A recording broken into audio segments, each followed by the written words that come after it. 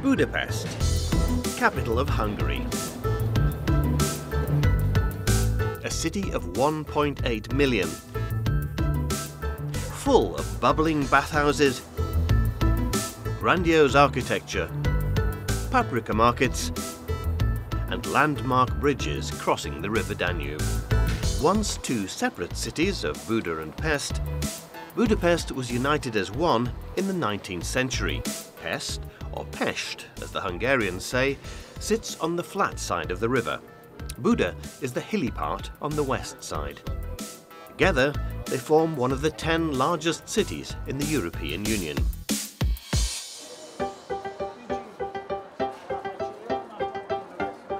"30 years after the fall of communism, the capital is booming, attracting more tourists every year. And at Christmas time, the city is glowing. People from all over the world come to the capital. In Europe, we know that Budapest is very important for Christmas time and for shopping of Christmas. Markets here are really beautiful because it's real artisanal things. So you see that people make the things that are selling. The level of a market is very high. There is only Hungarian, then only handmade products, and only creators, and a very big reference to be here. Virgin Mary had a baby boy. There are Christmas markets all over the city. And they say that his name was Jesus. Vörösmarty Square is the oldest, the biggest, and most spectacular.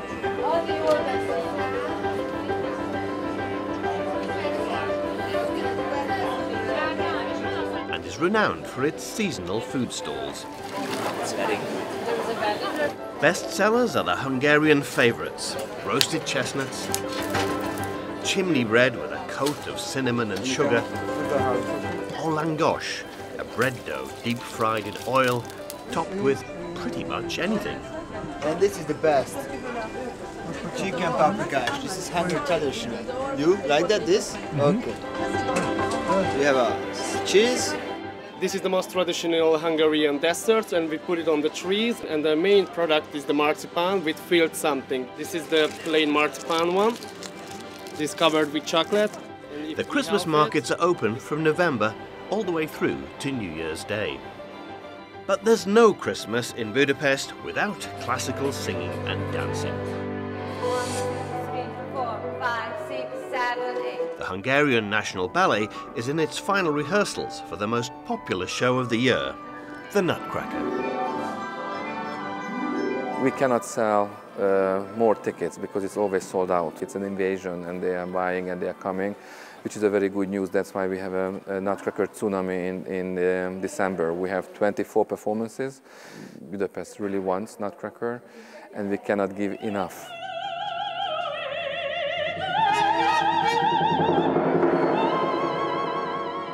On the same stage, the Hungarian State Opera will be performing a classic Italian opera, directed by an up-and-coming stage director. This will be an almost purely Hungarian production. It's a rare thing when the state opera or any opera can cover the whole cast of such a difficult and big opera like Fanciulla del West with their own singers. The music story and the theater story of Budapest is quite long and deep. I know I can name you now at least 3 or 4 great stage directors who are working now around the world. The Hungarian government is investing heavily to secure the future of the opera and ballet. The 134-year-old opera house will remain closed until 2020, while the entire building receives a brush-up or complete renovation. The opera's chief engineer guides us around the construction site for a glimpse of the future. The centrepiece will be a brand new stage with state-of-the-art stage machinery to handle the most challenging scene changes and special effects. If you look down, it's 40 meters deep. It is the biggest adventure in my life because a renovation of the opera house, it's in every 30-40 years, so I am very lucky that I can be part of it. And because the State Opera needs more space, the government has purchased this vast industrial site, an abandoned train repair station from the 19th century. The opera is investing close to $70 million to build an all-inclusive facility with 3 rehearsal stages. You can see from here, this will be the auditorium part, and here will be this flexible seating system with 400 seats. This will be the orchestra pit for 100 musicians. The main goal for this theater is that we can rehearse all of our performances here. It will be much easier and we will be much flexible that we will have here these 3 stages with the same size as the opera house. The new building will also feature a large storage hall for costumes, set designs, props and technical equipment, and a costume design studio for 45 dressmakers. Everything to cater to the needs of a modern opera and ballet production. If you want to play operas and ballets in a very high quality, you need these rehearsal rooms. And believe me, we have nothing. We have only that 2 stages in our 2 theaters. And we would like to go up to the first line of the European opera culture, the European quality. So we need it. The State Opera is planning to open the new facility next year, adding to the high notes of Budapest's cultural scene.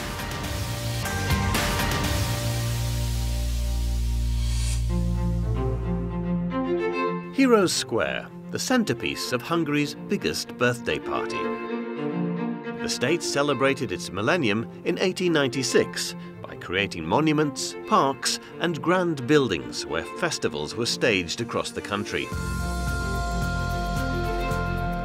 Construction projects that significantly changed the face of Budapest. Viewing Terrace Fisherman's Bastion was among the developments. Today, it's one of several sites in the city granted UNESCO World Heritage status and remains one of Budapest's top tourist attractions.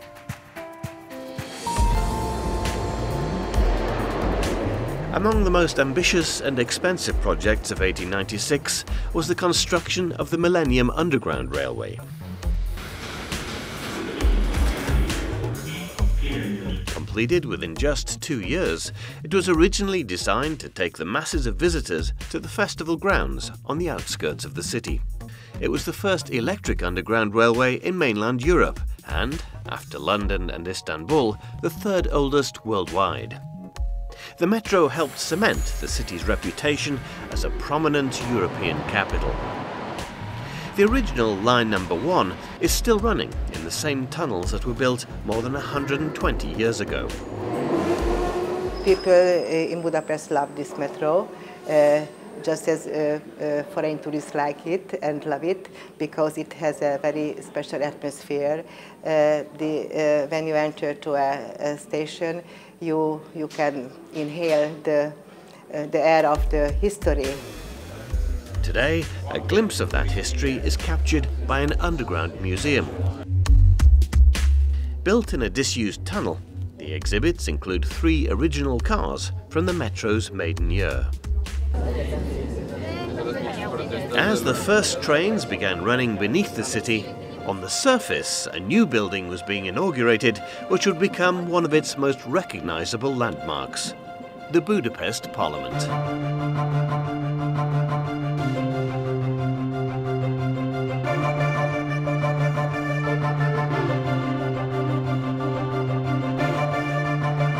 took around 1,000 people 17 years to complete the building.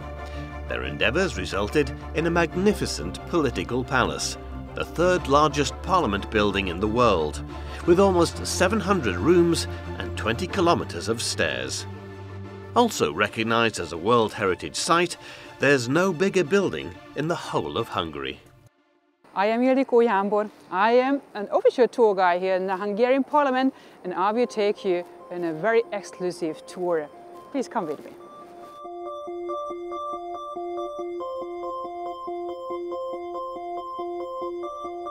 Here we see the grand stairway of the Parliament, which is the nicest, widest, most decorated one. It used to be the royal staircase. Even today, when we receive an important delegation, the main gate is open. The windows of the main staircase were taken out from their place to hide them in the basement before the bombings of the Second World War. Rendes lépés, indulj! We are entering now the Dome Hall, which is the structural center of the building, and also the place where we have 4 original coronation symbols of Hungary exhibited. They are always guarded by the guards of the crown. They are soldiers. They form part of a very special unit of the Hungarian army, and at night they stay here too. In the center you can see the Holy Crown. It was used as ceremony crown for more than 50 kings' coronation ceremonies. And here you can see the biggest chandelier of the house. The biggest chandelier has 205 bulbs.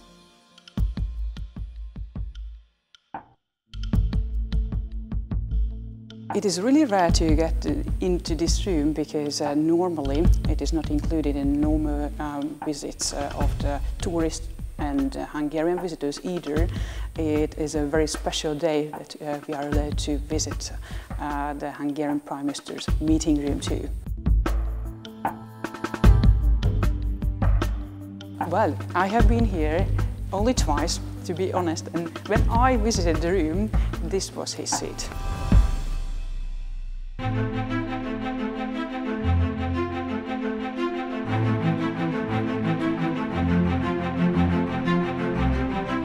We have just arrived to the chamber of our parliament where the members do have their sessions.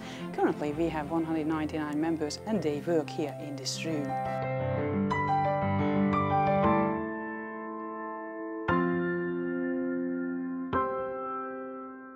It is a unique masterpiece.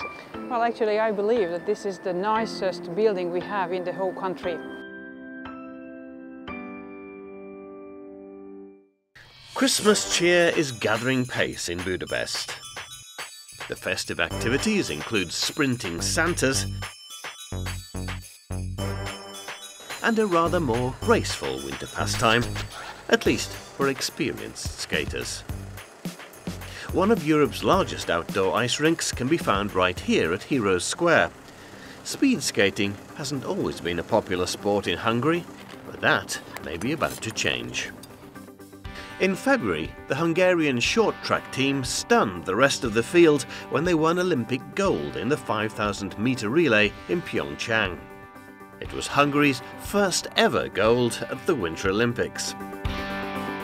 We've booked Budapest's iconic rink to share time on the ice with the Liu brothers, who were part of the golden team.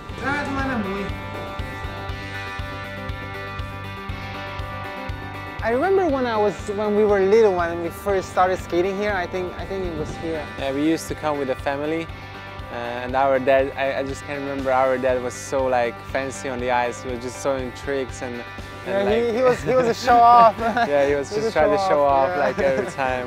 It was so funny.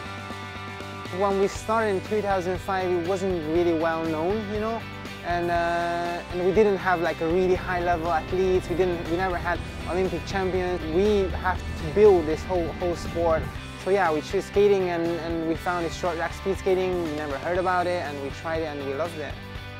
So it was so strange, like why the blade is so long and why like it's so thin and it's so sharp. So it was all kind of like a futuristic stuff.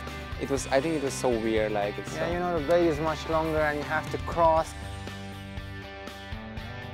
We wanted to be Olympic champions. I think we were really lucky because our father is Chinese and mom is Hungarian, and just getting to culture and like learning from two different worlds and appreciate a lot of things and trying to be there like every day at the training at 7 a.m. not late and just like doing your maximum. Like, oh my God, you work so hard. It looks like so easy on the eyes, but it's not. It's pretty hard though. When I was little, I was always dreaming if I win an Olympic gold medal, I was just like going to cry and just like couldn't stand up, just like crying on the ice like a baby. But I couldn't cry like no one. I think no one cried in the team. Yeah, we really tried, but yeah, we actually tried to cry because it was so nice. And I was just like holding my coaches. Every time when he's racing, I'm more nervous than on my races. So I think it's a really nice thing to have your brother next to you at the competition. Other skaters are worried about if they skate with us. Yeah. So yeah, they're a little bit scared, but yeah, we're trying to put that pressure on there. So if you see the Leo brothers is coming, the danger is coming. You know what is coming on.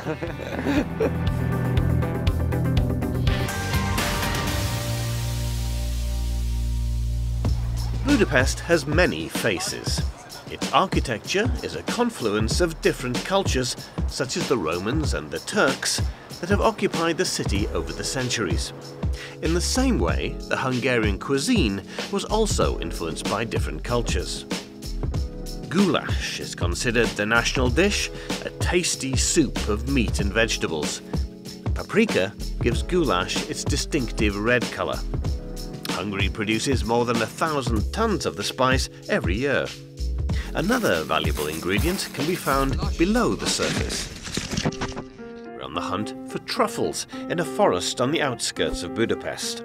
Hungarian truffles are in high demand these days because they're more affordable than in most other European countries. Imre has been a professional truffle hunter for 6 years. His assistant, Edith, tells us he found around 60 kilograms of truffles last year. Or rather, the dogs did. The dogs are doing the work. Alice, she is the explorer, and Sailor, the working dog. Usually he is who's digging out the truffles.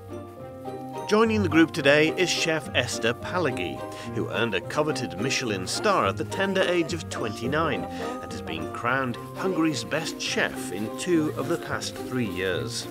I hope we find 100-200 grams truffle, what I can use as well in the kitchen, bigger as possible. As one of Europe's rising kitchen stars, Esther pursues a philosophy of using local ingredients whenever possible, such as the sought-after truffle. Well, for us it's very important because it's like the duck liver or the goose liver is really typical Hungarian one. So you see we have much forest, so it belongs to our culture as well. Sailor found a truffle, but this truffle is very, very small and they have to leave it in the forest. The dogs are trained with treats. Some dogs, unfortunately, all over the world are trained with starving. But this is a more human and better way. Not so well-trained dogs usually eat the truffles, and when they find small truffles, and when they just crack it with the tongue, then they eat it.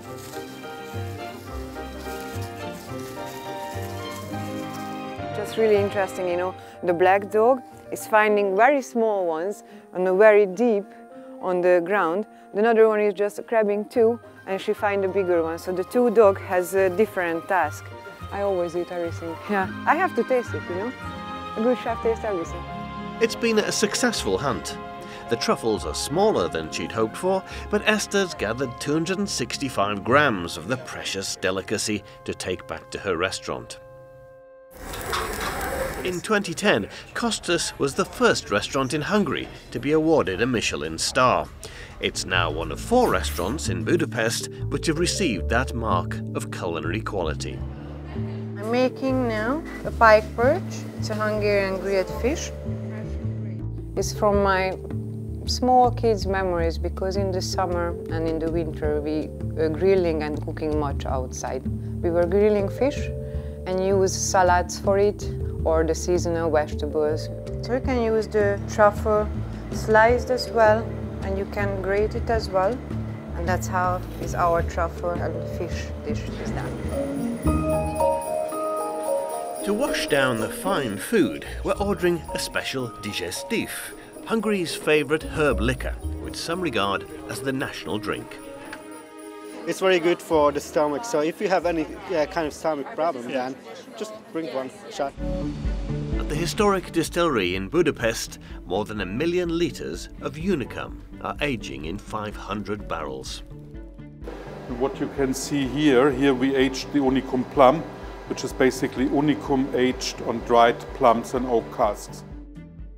It's a very sophisticated drink because first of all you have to organize that herbs and spices from 5 continents come in time here from very exotic countries.